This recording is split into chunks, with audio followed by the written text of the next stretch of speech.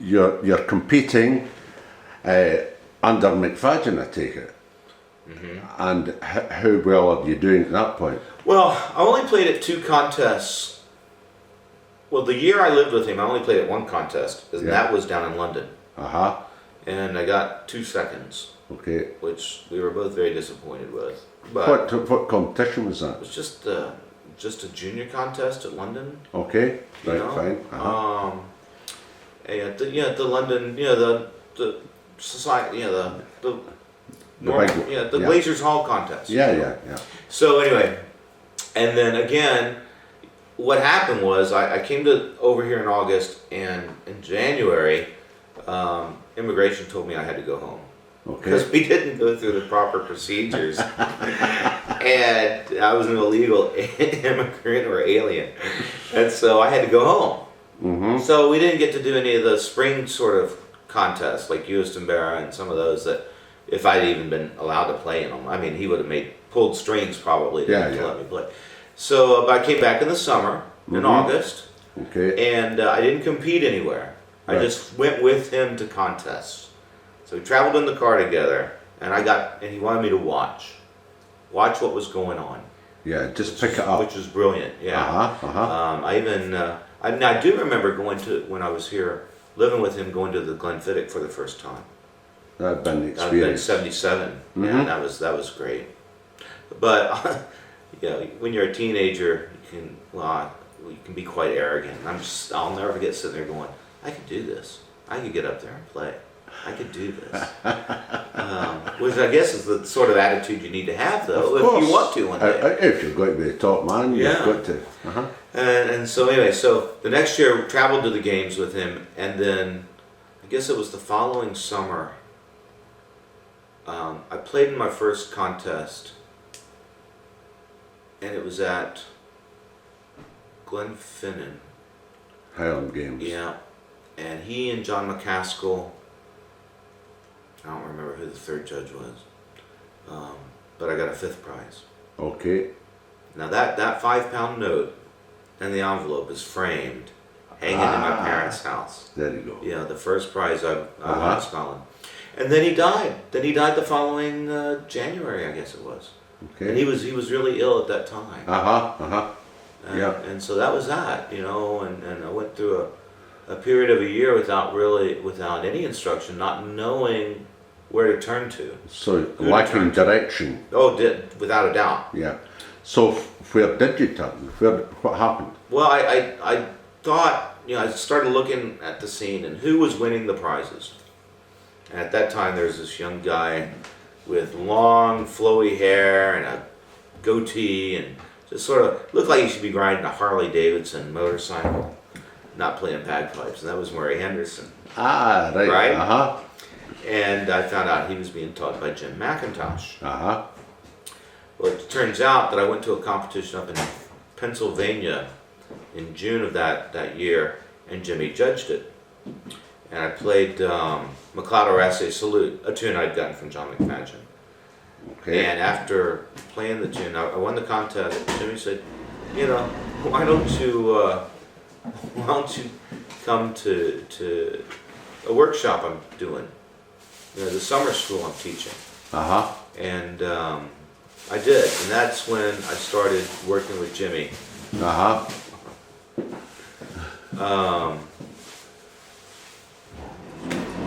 wait till you finish. It's okay. I'm sorry. I could have gotten that for you. Okay. You'll See wait. you later. Yep. Okay. Okay, You better. love you. See you. Bye. See you later. Okay. Let me back that up a little bit. Murray Henderson. I'll just cut that out. Okay. Right. Murray Henderson Yeah. and Jimmy. Let me just start that again. So I didn't have a teacher. And I looked at who was winning the prizes, and there was this guy named Murray Henderson. He had the long hair and the goatee. He looked like a biker dude. But he was a strong player, big, his hands that just looked like they could tear up a chanter, And his teacher was Jim McIntosh. So I was very interested in this teacher-student thing. So Jimmy actually was across the states, judged me at a competition in Pennsylvania, played McIntosh Salute, a tune I'd learned from John McFadden. And I'd won the competition, and he said, you know, who's your teacher? And I said, well, my teacher's passed away. It was John McFadden. He goes, well, I'm teaching a summer school. Why don't you come and work with me? Great. And so what I hoped for was coming together. Good. So he was teaching these summer schools along with Murray Henderson. Where? These were in North Carolina. Right. Guilford College in Greensboro, North Carolina. That's quite a wee bit from the house, eh? Yeah, well, I was always traveling, you know. I mean, it's almost like golf where you had to be a rich guy. Not that I was a rich guy, but my parents could afford to send me to these places. You know, if they hadn't been able to do that, I wouldn't have gotten any of this instruction. Okay. So, working with Jimmy and Murray, and some new things came to light. First of all, refinement of bagpipe sound. Very big on refining the sound. They had just finished developing the nail pipe jammer together, right? Okay. That was the new thing. Mm-hmm. And then from Jimmy I got about singing tunes. You know, where John brought the drama out of a tune, Jimmy, and I think it's because of his influence from Bob Brown, and brought out the beauty in some of these tunes. You know, where to me Mary McLeod was sort of boring the way I learned it from Donald Ramsey and John McFadden. Some things that Jimmy did with the tune that he got from Brown that were really, oh wow, this is, you know, real music here.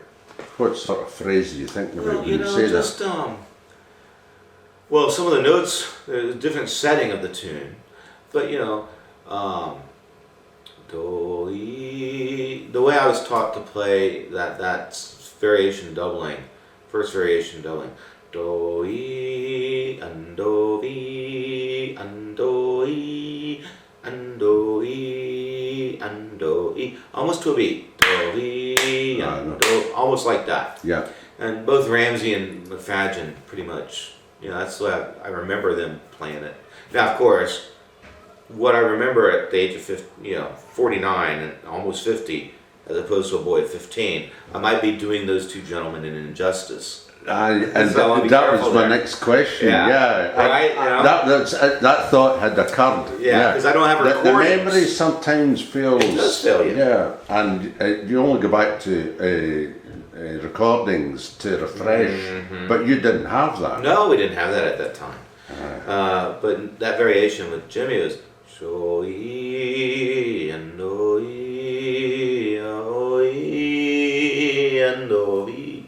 Pardon my singing here. So you get the flow. Just more flow. More flow. You know, yeah. not Take the you know, sticky edges off. Yeah. the Crunlith or Crunlith doubling was with John was do and do dee and dee and dee and dee and dee. I mean, literally tapping the foot to play that. Yeah. Jimmy said, "Don't you tap your foot? No Okay. tapping the foot. You play. You don't play with your feet. You play from your heart." Okay. It's do and do dee o e and dee and do dee o e and dee and do dee o e and do. But keeping that theme that you had in the previous variations coming through. So I learned a lot about touch with Jimmy and lights and shades. He'd always talk about. You know, when I'm singing just now, I can raise the volume of my singing to bring out dramatic effect. You can't do that on a bagpipe. So the only way we can do that is to make notes slightly longer, slightly shorter, grace notes bigger, smaller, to create that same effect. And that's what I got from Jimmy, and probably another 100 tunes after that. I mean, my partnership with Jimmy lasted. Well, I mean, I would still consider him my teacher if I was still playing. I mean, he's still alive, and it's just now that I'm not playing anymore. It's the only reason that partnership sort of ended.